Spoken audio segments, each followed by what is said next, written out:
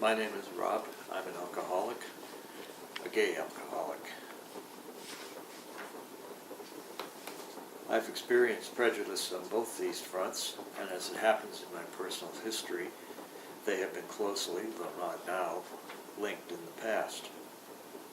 As a 70-year-old gay man, given my age, in my younger years I experienced all the typical expressions of prejudice, mostly from other men, that almost anyone in my position would have, with, I might add, no one to talk to about it, given the fact that it was the 1950s and 60s. And included fag jokes, which are incredibly varied and interesting sometimes, rude questions, I might say even voyeuristic, about my sexual activities and practices, the sort of questions that I don't think anyone would ever think of asking quote-unquote normal people. And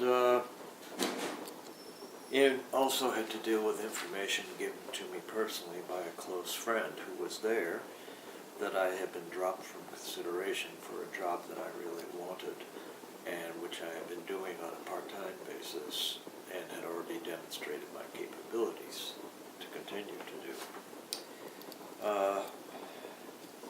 My late husband of 36 years and I got sober together.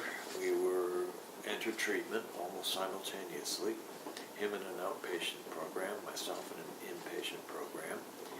And surprisingly, it was there in a clinical setting that we both encountered some of the most disturbing expressions of prejudice that I've ever had to listen to. And we were in, once we finished initial treatment, we were assigned to what was called an aftercare group, in which we, on our first session, we listened to comments like, how do I know I won't get AIDS from breathing the same air that you're breathing?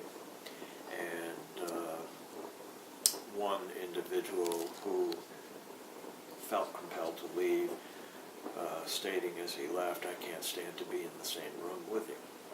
And those are extreme cases. We were transferred to another, a little more educated and open-minded group, and we successfully completed a 2-year program, and we then became group facilitators ourselves for as long as the program had lasted.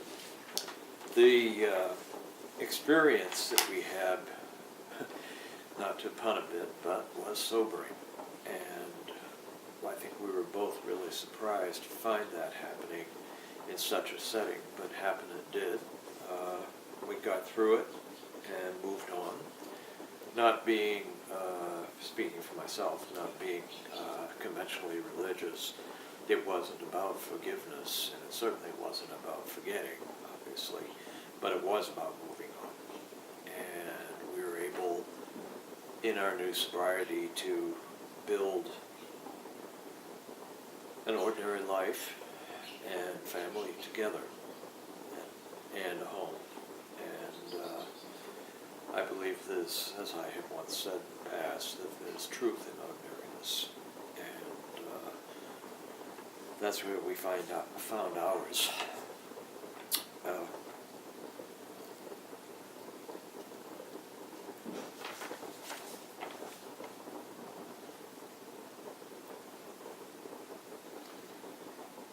I'm greatly encouraged by recent events in this area, and socially and politically speaking.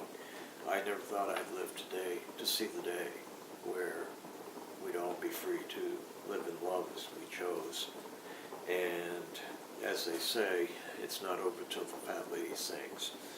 But as a recent acquaintance of mine has said in another context, I think I can hear her humming. That's all he wrote.